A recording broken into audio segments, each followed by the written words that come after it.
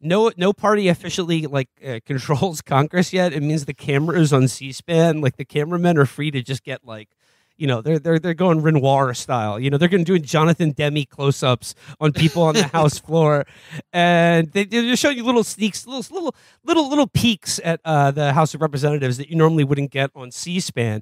But in this case, the one thing I've really appreciated is really taking in for the first time George Santos as he just sort of appears in the background of every frame on C-SPAN. I see his just dude, my man has the glossiest lips I've ever seen. Very shiny. His lips are so shiny, and he's got these weird glasses on and an ill-fitting tie, and he's just sort of haunting the fucking background of every one of these shots of the negotiations going on, not negotiating with anyone. And in fact, he has missed now 2 roll calls to vote on this. They've called his name twice, and he just hasn't shown it, which makes me think that George Santos is not his real name. Yeah. No, I think that's the case. Yeah. He is stumbling around. He's dressed like a teddy bear. He always looks like he just got done sucking on a ring pop. And he's probably in the process of doing the Brazilian equivalent of a sovereign citizen defense to prevent being extradited by the federales or the federalinos or whatever they call them over there. Who knows what's going on with him? It is very sad to see how lonely he is in the House, because the House is America's playpen for people who cannot have a job anywhere else in the world. And for George to be an outcast there, well, God, I won't say he stepped in it. He's just, probably the weirdest liar in the world, right? He told one of our first Twitch mods 3 years ago that his mom died in 9/11, unbidden, out of nowhere. And our friend Pedro. That's a pretty easy thing to fact check. Who died on 9/11? A lot of ambiguity there. It's the starting lineup of the 1934 Yankees or something. These are names that people can find pretty easily. We've actually compiled, thanks to our research assistant Justin, compiled a list of the known lies that George Santos has been caught out in.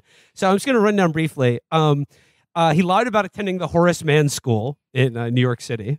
He lied about attending NYU and Baruch College. He lied that he worked for Citigroup and Goldman Sachs. Lied that he owned 13 rental properties. He lied about his role in the DeVolder organization, allegedly the name of his family's firm. He lied that he is a Jew whose grandparents escaped the Holocaust. That his mother was a financial executive who died on 9/11. That he employed 4 Pulse nightclub shooting victims, which is, again, just every atrocity of the last 20 years, this guy is a Zelig figure for.